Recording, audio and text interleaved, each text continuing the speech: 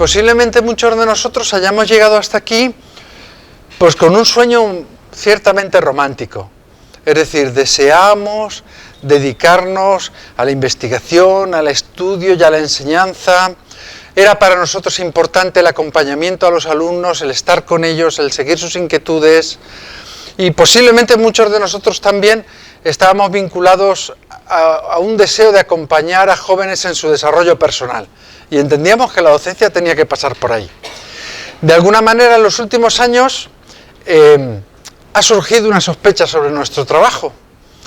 Y la sospecha es que tenemos a una serie de sujetos que están en unas instituciones que cuestan un montón de dinero, que se dedican a estudiar, a acompañar a alumnos, pero ¿producen? Porque nunca ha estado la profesión universitaria ligada a esta pregunta, ¿no? De si producimos.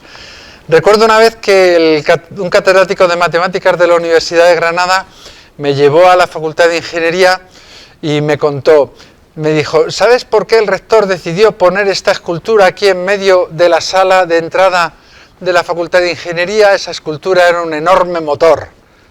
Y le dije, no, ¿por qué? Dice, porque quería mandarnos un mensaje, producir. No, tenéis que producir. Bien, es muy difícil medir si producimos en la docencia y entonces ahora nos miden cómo producimos en la investigación, ¿no? A través de JSTOR, Stimago y luego además con una jerarquía a veces muy dolorosa de si publicaste en Q1, en Q2, en Q3 no sirve para nada, amigo, no tienes que ir más arriba. Y esto de que nos midan con la producción produce un fenómeno muy particular, ciertamente, porque yo siempre digo en mi trabajo, trabajo en colaboración con algunos ámbitos de dirección de la universidad y dicen, vamos a medir o vamos a recompensar esto.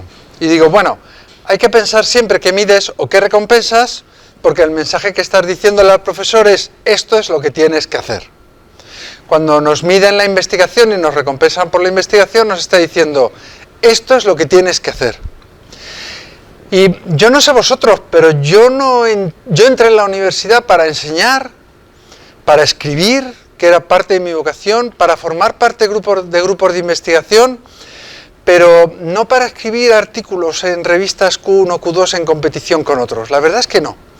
No me parece mal este sistema, quiero decir, es una motivación importante para hacer investigación de calidad.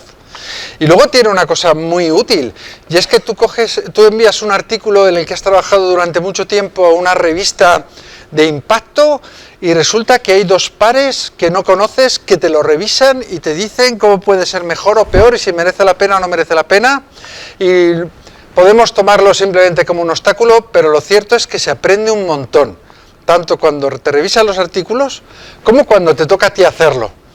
Es decir, es un sistema que permite un aprendizaje importante. Aprendes a ser más riguroso, a tratar los temas de una manera más ordenada, a escribir los artículos de forma que lo entienden los demás. O sea, no quiero decir que este sistema no sea útil. Lo que sí que quiero decir es que yo me vine aquí para enseñar. Y para mí la docencia es fundamental. Y un poco hemos seguido un camino que está cambiando, en el que adelante hemos seguido un camino que ahora está cambiando un poco, en el que parece que lo único que contaba era la investigación. Y la realidad es que esto tiene un pequeño riesgo, y es que la investigación supone reconocimiento, también supone en muchas ocasiones un rendimiento económico para nosotros, y a través de la investigación hacemos carrera personal. Pero si nosotros solo nos centramos en la carrera personal, olvidamos que nos hicimos profesores porque queríamos enseñar a los demás e investigar junto con otros colegas. Y cuando lo olvidamos, el problema no es solo que hagamos mal nuestro trabajo. El problema es que nuestro trabajo resulta insatisfactorio. No llena el corazón, no llena lo que realmente deseábamos. Deseábamos algo más que esto. No está mal hacer esto, pero deseábamos algo más. Y esto a mí, en mi universidad y en mi propio trabajo personal, me preocupa, porque yo no quiero renunciar a ese algo más de sentarme a tomar un café con el alumno y estar un buen rato, porque tiene preguntas interesantes y porque hablando con él aprendo un montón.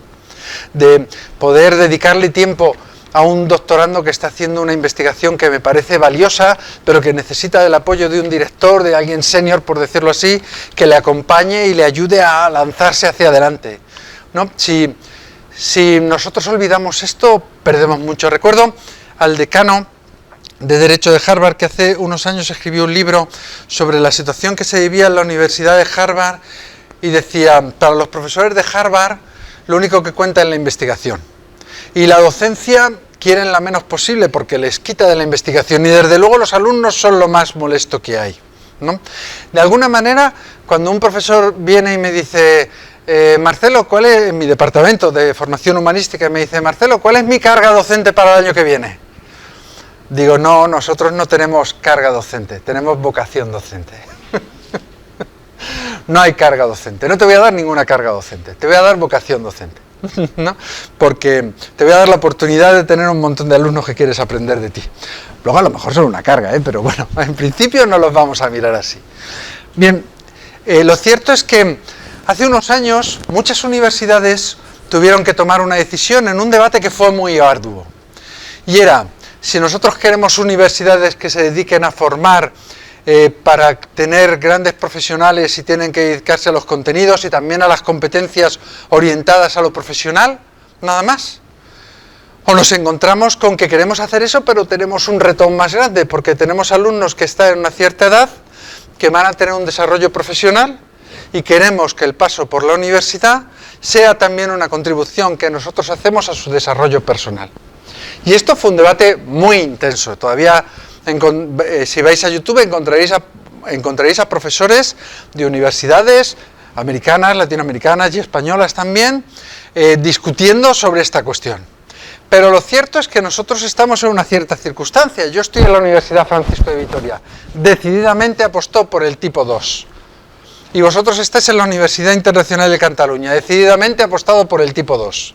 Se hemos decidido por universidades donde, además de tener una buena investigación y de tener una buena docencia, nosotros queremos acompañar a los alumnos, queremos que se desarrollen como personas, y por eso en buena medida aparecen las humanidades, aparece el CIF, y no aparece solo como algo periférico a la labor que nosotros hacemos, sino que de repente es el centro y corazón de la universidad. Yo estoy en el Departamento de Formación Humanística, en la Francisco de Vitoria, y también en el Instituto de Razón Abierta, y ciertamente somos el centro y el corazón de la universidad. Porque muchas veces decimos esta frase que a mí me gusta mucho, y es que el desarrollo de los alumnos y su formación humana es el ADN de la universidad. ¿Y qué significa el ADN? Que tiene que estar en todas sus células. No, mire usted, yo es que hago clase de biomedicina. Bien, pues tiene que estar en ese ADN, en las clases de biomedicina. No, yo es que estoy haciendo una modificación del plan de estudios de actividad física y deporte. Pues tiene que estar, porque es el ADN de la universidad. Tiene que estar en todas las células. Tiene que haber una mirada en todas las células de la universidad, en todo lo que se hace. No, mire, yo es que hago el marketing de la universidad. Pues tiene que estar, es que es el ADN de la universidad. Tiene que estar en todo. Y esto solo puede suceder si se da algo que es una maravilla, pero ¿qué es lo que hace la universidad? Que es el profesorado. ¿Qué es la universidad? Sus profesores. Eso es la universidad. ¿Cómo va a ser la universidad? Sus profesores. ¿Será una universidad más capacitada en investigación? Sí, si tiene profesores más capacitados en investigación. ¿Va a ser una universidad que va a ser capaz de desarrollar a los alumnos y de llevar sus valores y su formación personal más allá? Sí, si los profesores hacen esto. Y no si tienen un departamento periférico que se preocupa de este asunto, sino si todos los profesores, o el 80 o el 90% de los profesores, hacen esto. Pero es que vinimos aquí para esto. O sea, vinimos aquí porque queríamos investigar, porque amábamos el saber, pero porque amábamos transmitirlo. Ya amábamos acompañar a los alumnos para que recibieran de nosotros el conocimiento, y queremos saber mucho para transmitir mucho. Luego además tenemos otro problema. Cuando estudié Derecho, estudié en una universidad, no diré el nombre porque lo que voy a decir puede parecer mal, aunque era una universidad estupenda, pero era una universidad que en su momento optó por conocimientos. no por desarrollo personal, sino por conocimientos. Yo estudié Derecho y mis profesores tenían claro, sin habernos preguntado, que íbamos a hacer oposiciones. Quizá pensaban que el sueño de todo adolescente en aquella época era ser funcionario, y quizá a finales del siglo XX esto era bastante común, ¿no? Ser funcionario. No sé si ahora todavía lo piensan así nuestros alumnos. Entonces nos educaban para ser funcionarios, o sea, para hacer una oposición de derecho. Desde el primer año nuestra formación consistía en saberse de memoria los artículos de los diferentes códigos que teníamos que estudiar. No lo digo en broma. Mis exámenes eran entrar ante un tribunal de 3 personas, cogían un papelito y decían artículo 180. En un examen de Derecho Civil, en vez de utilizar el verbo que decía el Código Civil, puse un sinónimo, porque no me acordaba exactamente del verbo. Me pusieron un notable, los cabrones. Es decir, hasta tal punto esto era así. Y protesté, y me dijo una profesora, es que cuando estés en una oposición otros dirán el verbo correcto. Bien, cuando yo acabé la carrera, no sabía nada de derecho. Nada de derecho. Sabía sí, o sea, no estaba todo tan mal. O sea, sabía dónde tenía que ir a buscar derecho, me habían enseñado a trabajar duramente, me habían enseñado a dedicar horas al estudio, me habían enseñado a que me gustara estudiar y me habían amueblado un montón la cabeza, porque con mucho sacrificio y con mucho esfuerzo, además utilizando en los exámenes sistemas competitivos para que se parecieran a la oposición. Es decir, tú podías saber mucho, pero si había más del 50% que sabía más, suspendías. O sea, era un sistema muy exigente y me hizo un hombre. Esa es la pura verdad. Después estudié filosofía para compensar. Bien, pero recuerdo cuando yo acabé de estudiar esta carrera, mi hermano tenía un despacho de abogados y fui a trabajar con él para empezar a ganar algo de dinero que convenía. Y el primer caso que me dio era un caso de una disputa, de una herencia, ¿no? Entonces yo dije, una herencia, esto lo estudio en Derecho Civil, sé qué capítulo es, sé las leyes, sé los artículos, tal. Cuando me enfrenté al caso no tenía ni idea, o sea, no sabía aplicar los artículos, pero pánico, Pero lo que más pánico me dio era darme cuenta de que aunque supiera mucho derecho, lo más importante era ser capaz de sentarme con los herederos y entender lo que querían decirme y darles un poco de sentido común, ¿no? Para que entendieran lo que era razonable pedir con respecto a derecho e intentar que llegaran a un acuerdo que no hiciera que al final la herencia se la llevara el abogado. Me sentía altamente incompetente. Yo no quiero que a mis alumnos les pase eso. Y para eso tengo que hacer algo que no me enseñaron nunca, enseñar bien. Y este es un reto al que nos enfrentamos. Posiblemente en la generación de muchos de nosotros, el profesor llegaba, daba el contenido y nosotros escuchábamos su clase magistral y éramos capaces de hacer una aplicación a la práctica, o al final en nuestro ejercicio profesional no tuvimos más narices que conseguir hacer esa aplicación a la práctica. Y los profesores suponían que éramos capaces de hacerlo, y yo creo que en buena medida éramos capaces. De la misma manera que creo que en buena medida nuestros alumnos no lo son. No lo son. No son capaces. Entonces yo me bajo a cafetería después de dar clase, me junto con un grupo de profesores, no hay nada que más nos guste que sentarnos y decir, qué malos son. Cuando me junto con los de ciencias, no saben matemáticas. Cuando me junto con los de letras, es que no saben leer, ni escribir. Sí, nos regodeamos un montón, pero nos olvidamos de una cosa, de que es que nuestro trabajo es ir allí y traerlos aquí. O sea, no saben leer y escribir, estupendo, vamos a enseñarles. Es que no saben matemáticas, bueno, pues vamos a enseñarles. Es que la responsabilidad no es de ellos. Ellos viven en un mundo que hemos creado nosotros. Ellos tienen una educación mala de la que nuestra generación es responsable. Y ahora, pues toma la taza, cómete lo que sembraste. Así que, con mucha misericordia y también con mucha pasión y mucha alegría, tenemos que encontrar la manera de ser mejores profesores. Y para eso es muy importante la formación. Porque yo os he de reconocer que al principio de este proceso, cuando empezó a hablarse de esto, yo decía, bueno, el sentido común. Sentido común, el mío es de inútil total, ¿no? Luego, o sea, a veces decimos, bueno, esta es una anécdota de filósofo, pero Descartes decía en el discurso del método que el sentido común era el más común, el más normal, el que más sabía, porque todo el mundo creía que tenía suficiente. Después en sus cartas describió que esto lo decía solo irónicamente, o sea, que el sentido común es lo más raro que hay.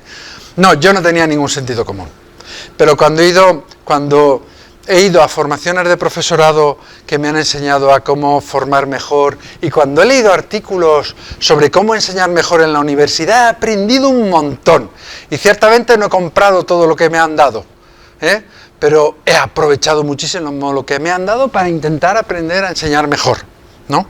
Y en buena medida he dicho, bueno, los artículos del derecho civil están en el Código Civil, te los vas a estudiar para el examen, pero como no tiene ningún sentido que yo te los repita, vamos a ver un caso, te voy a motivar a que te interese el derecho civil, te voy a enseñar cómo abordarlo, te lo voy a relacionar con otras asignaturas, te voy a hacer un caso real un poco complejo, vamos a chuparnos los dedos, vamos a pasárnoslo en clase bien aprendiendo.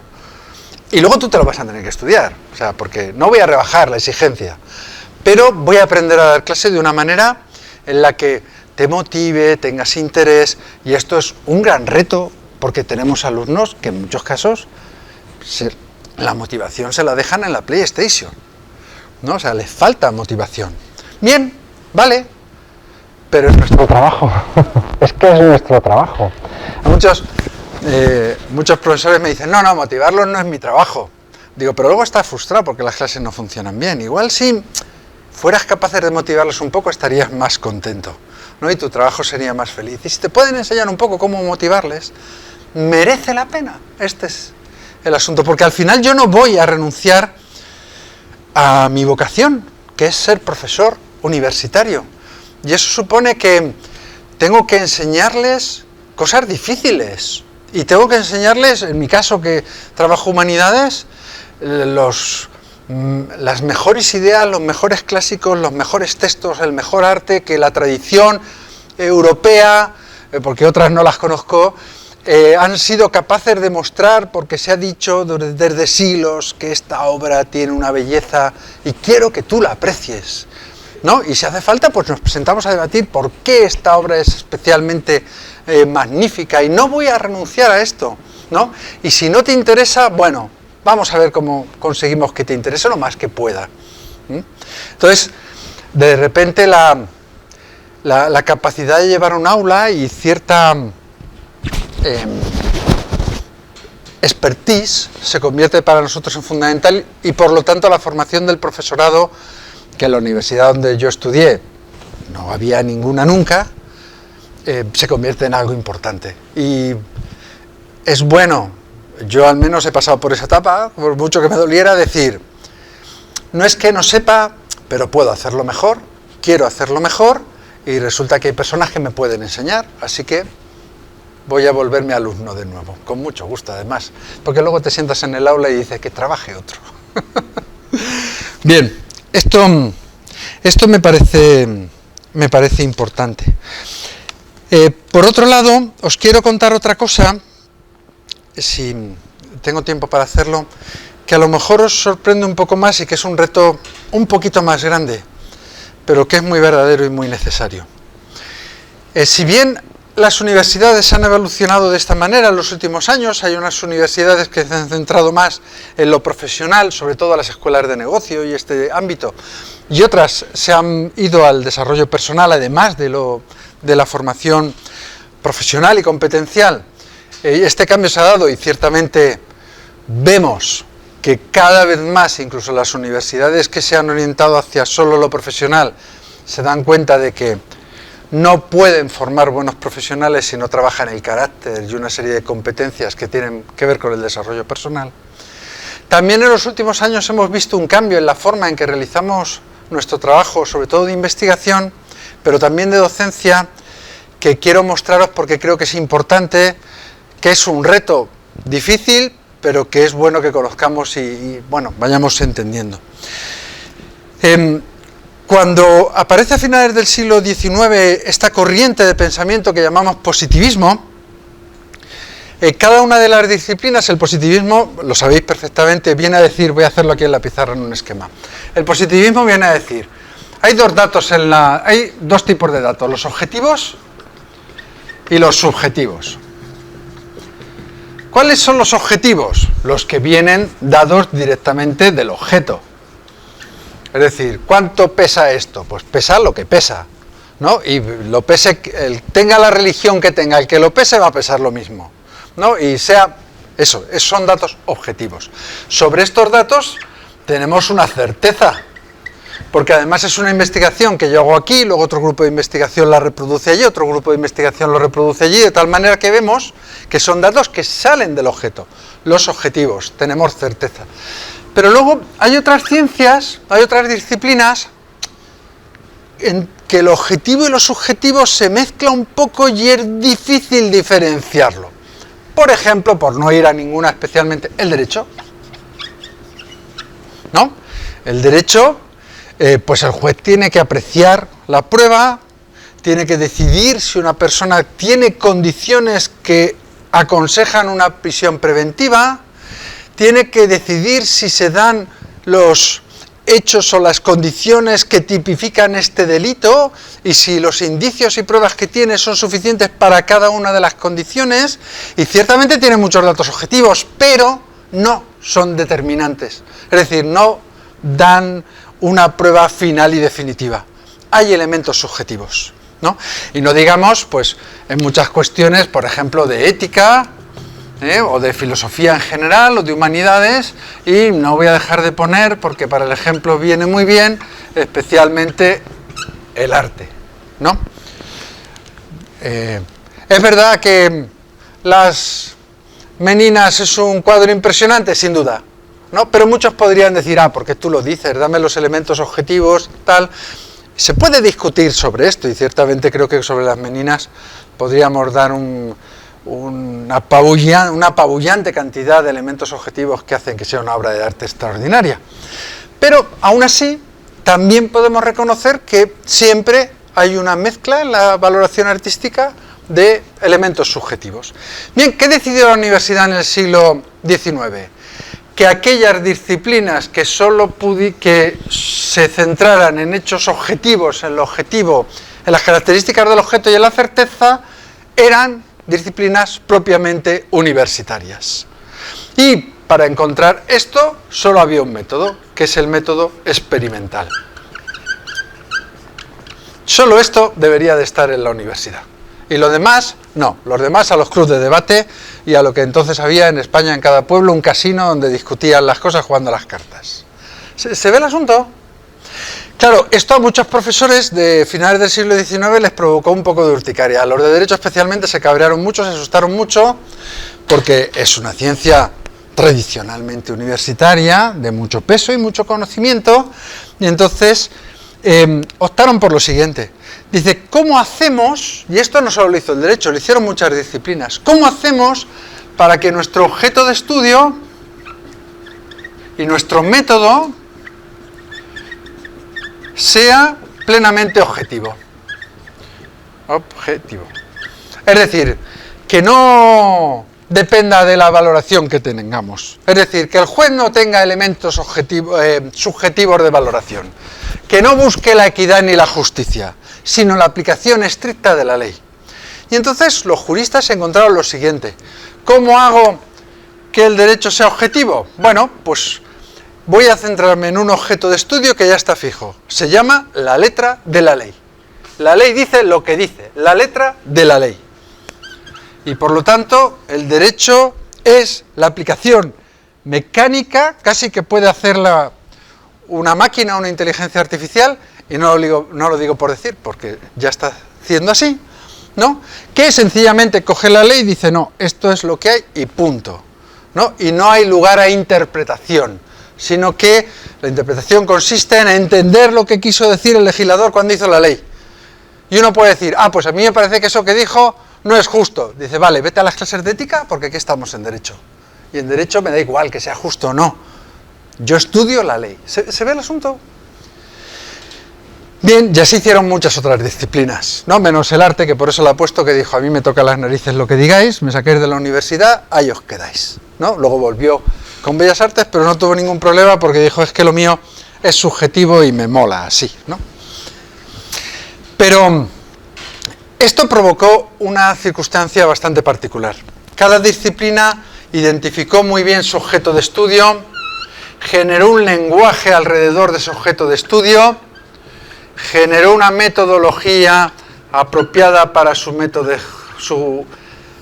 de estudio, proliferaron los departamentos porque de repente alguien dijo, ah no, lo que hago yo no es igual que lo que haces tú, yo tengo otro lenguaje, otro estilo, otro objeto, vamos a hacer una carrera nueva, ¿no? Que sea este matiz, ¿no? Pero es completamente distinto.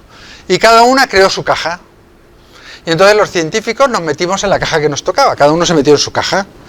Y se dedicó a estudiar con toda profundidad lo que había en esa caja y a sacar todo el conocimiento posible, y lo que había en el departamento de al lado no tenía ni idea.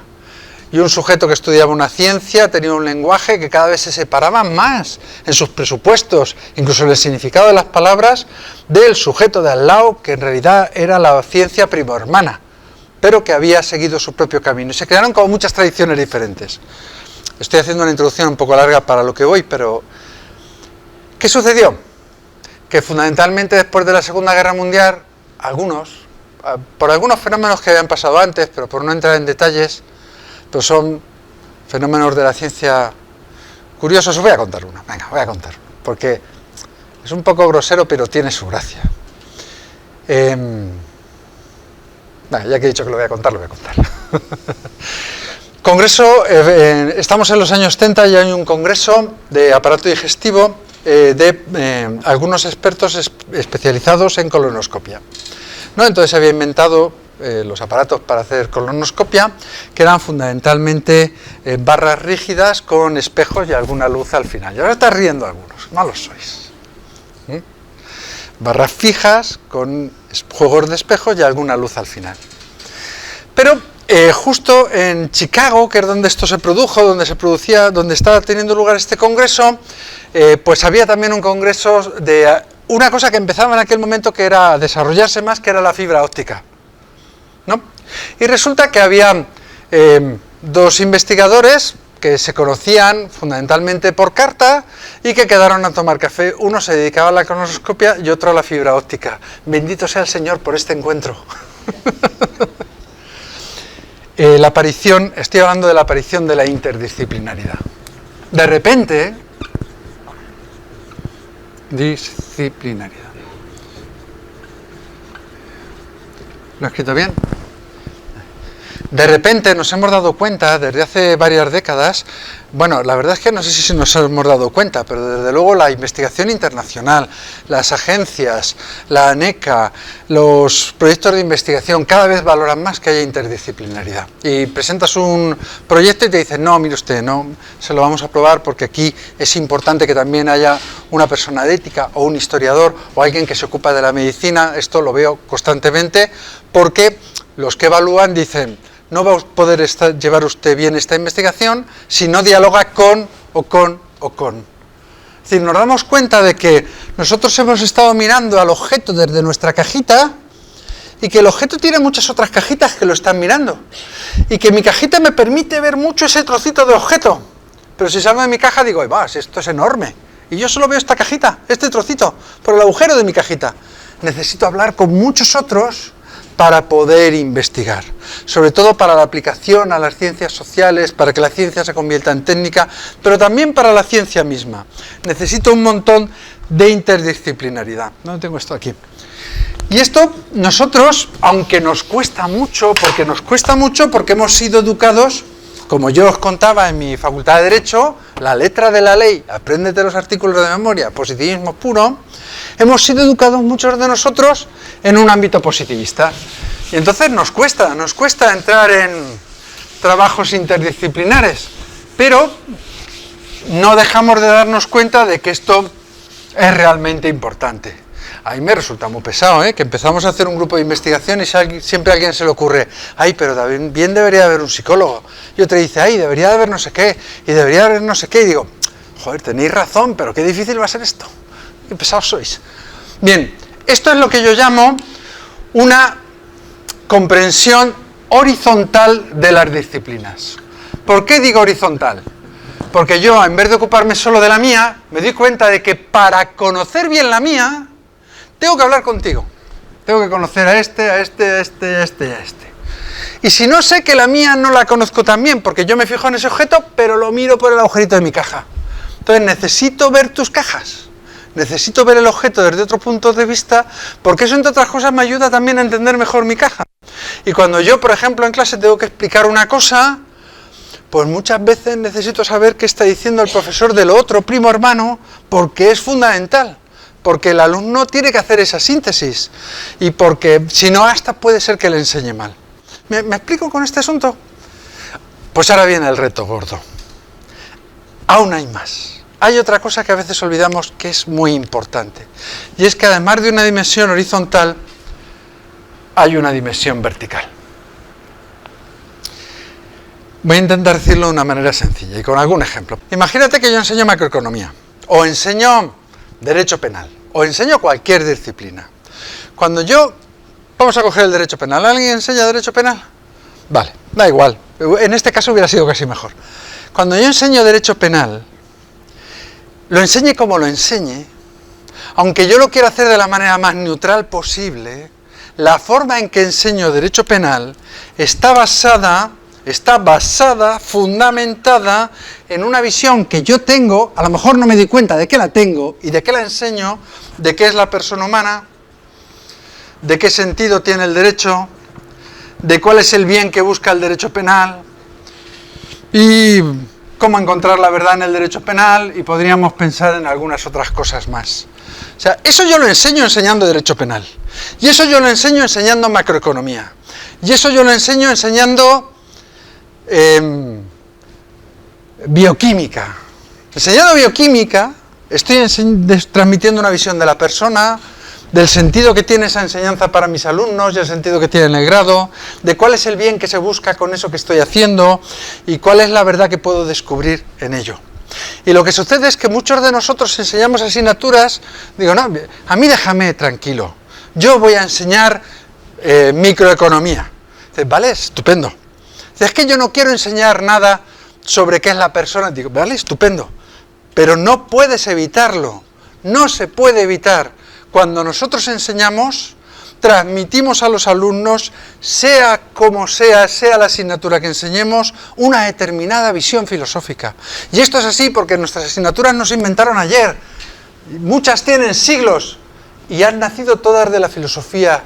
Y han nacido y están en la universidad porque se considera que tienen un sentido y responden a un bien y buscan una verdad. Si nosotros no nos damos cuenta de qué visión de la persona, de la verdad, del bien y del sentido enseñamos con nuestra asignatura, sabemos mucho de la asignatura, pero no nos la sabemos bien. Somos estamos como una enseñanza segunda, nos falta la enseñanza primera, nos falta entender los fundamentos de lo que estamos enseñando, nos falta poder explicarlo realmente bien. Si yo digo, no, yo es que, un profesor de mi universidad, yo enseño economía, pero yo soy liberal, así que yo no tengo nada que ver con eso. Bueno, vamos a ver, la visión de la persona, de la economía liberal, habrá tesis para llenar esta habitación. O sea, tú no eres consciente de que al enseñar de una determinada manera la economía estás tomando una opción filosófica. Os voy a decir más, incluso una opción teológica. Estás tomando decisiones de las que tú no eres consciente. Los profesores universitarios no podemos permitirnos esto. Y no es que tengamos que pensar de una manera o de otra. Simplemente tenemos que decir, cuando yo enseño de esta manera, ¿qué visión estoy enseñando? ¿Es la que quiero enseñar? ¿Esta es la forma en que yo vivo la asignatura? ¿Estos son los valores que yo tengo? ¿Coinciden? Porque estoy así, o sea, muy habitualmente me encuentro profesores que cuando hacen este trabajo dicen, tal y como estoy enseñando la asignatura justamente en una dirección contraria a como yo pienso en mi vida personal. Y ahora que lo he descubierto me resulta insoportable. Tengo que renovar mi asignatura. Y ese renovar mi asignatura, que dicho así parece un peso, se convierte en un ejercicio de renovación de la vocación, de disfrutar mucho más, de enseñar con mucha más conciencia, de poder hacer a los alumnos mucho más conscientes de las consideraciones de cada una de estas cosas. ¿Se ve el asunto? Esto es un reto espectacular, pero es un reto que resulta imprescindible hoy en día. Que nos demos cuenta de qué estamos enseñando realmente cuando estamos enseñando. Que cuando yo estoy enseñando, me voy a poner, porque esto es muy divertido en la universidad, cuando yo estoy enseñando contabilidad, estoy dando una visión de la persona, del bien, del sentido. Es que tenemos un grupo de contabilidad en la Universidad Francisco de Vitoria que han hecho un trabajo espectacular sobre esto, para entender los fundamentos filosóficos de la contabilidad. Pero es que tenemos un grupo de estadística que ha hecho un trabajo súper chulo. De hecho, el profesor de estadística es el que acompaña a los profesores de su grado en este camino, porque él lo ha hecho en estadística, que dice, no, en estadística no, eso es matemáticas. No, en estadística también, ¿cómo enseñas estadística tiene que ver con esto? Bien, esto es lo que llamamos, no porque nos lo hayamos inventado, en realidad siempre ha existido en la universidad. Siempre, o sea, es la tradición universitaria. Los profesores docentes de antes del positivismo, antes de enseñar química, ¿no?, que ya existía la química, pues resulta que aprendían filosofía. La aprendían y entendían perfectamente la relación que tenía la química con la filosofía. Con el positivismo eso se perdió. Pero un profesor universitario tiene que tenerlo. No digo yo que sea filósofo, qué pesado sería en clase, ni que enseñe filosofía cuando le toca enseñar biotecnología. Digo que sea consciente de lo que está enseñando cuando enseña lo que toca. Ese es el asunto. Es decir, que conozca su asignatura como dándole la vuelta al calcetín, como entendiéndola de verdad, y por lo tanto enseñándola con plena conciencia de para qué lo está enseñando. Y entonces cualquier asignatura se convierte en una fuente de desarrollo personal de los alumnos, porque les estás enseñando una cosa y sabes que hay una visión de la persona y una visión del bien, una visión del sentido, y no hace falta que te pares a explicarlo, es que lo transmites con tu enseñanza porque tú ahora sí que eres consciente de lo que estás haciendo. ¿Se ve el asunto? Bueno, esto es lo que forma parte de la tradición universitaria. Benedicto XVI llamaba razón abierta y lo que hemos recogido en el Instituto Razón Abierta. En el Instituto Razón Abierta en la Francisco de Vitoria, en la Alianza de Saberes en un montón de universidades de la que formamos parte de toda Europa. Es un movimiento generalizado en muchísimas universidades americanas. O sea, es el momento en el que nos estamos dando cuenta de que además de la interdisciplinariedad, es fundamental que todos los profesores tengan ese camino.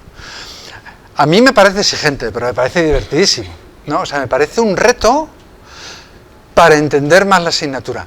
Y no es solo para los profesores de ciencias, a los profesores de filosofía nos han enseñado positivismo. Yo estudié filosofía y me enseñaban que cenó Aristóteles tal día, tal hora. No me enseñaban a qué es la visión de fondo que hay en Aristóteles.